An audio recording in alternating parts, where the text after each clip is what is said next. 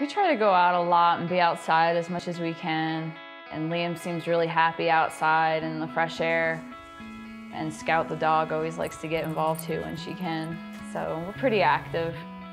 Yeah, I mean, I love taking Liam out. And now that he doesn't really nap when we're out, say, cycling or running or skiing, he's kind of taking it all in. And a lot of times, like this winter, I would be out skiing at Round Valley with him in the chariot, and he'd be like waving at people and dogs. And so, you know, it's kind of a good way to go spend a couple hours and get outdoors and also get some training done for myself. It started out, I just noticed Liam was crabby, crying a lot. Nothing would make him happy, and he was a really easy baby. Being first-time parents are always like a little bit over-anxious about every little thing, and luckily, you know, my wife had a really strong instinct about what was going on with him. You have to go with that parent instinct. You know, we had already had a few doctors tell us, like, everything's okay. And by the end of the first night, he hadn't eaten and he was starting to get kind of cranky, but he seemed fairly normal. But by the next morning, he had already progressed to being very floppy and very weak. When we got to primary, he was already pretty weak, and crying was just kind of like a whine or a moan. And while we were waiting a diagnosis and they were starting to run tests, he was just getting weaker and weaker and weaker, to the point where by that afternoon, he was like barely conscious. But we had a strong suspicion that it was infantile botulism. When he arrived, and the last bits of testing to sort of rule out other things happened pretty quickly. You know, the doctor said botulism, and I kind of knew that was something bad, so I had my stomach kind of drop, because I was like, what's that? At one point I just broke down and started crying.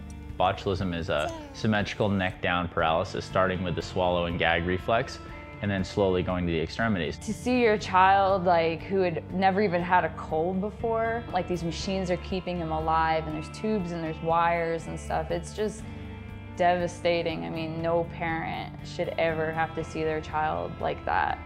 Like within a day or two, he sort of kind of hit his bottom. His pupils were paralyzed, his eyes looked blown out. You know, there's nothing you can do. I mean, we couldn't even hold him for almost 2 weeks. It was just heartbreaking. It was so scary to have to go through that process of not knowing if we were gonna have him forever. And it sort of really helped me focus in my life, not only as a parent, but also as an athlete, and realizing what's important. You don't really feel bad for yourself, because you look to the next room and like something's worse. It's like always be worse, you know? We felt lucky he had botulism.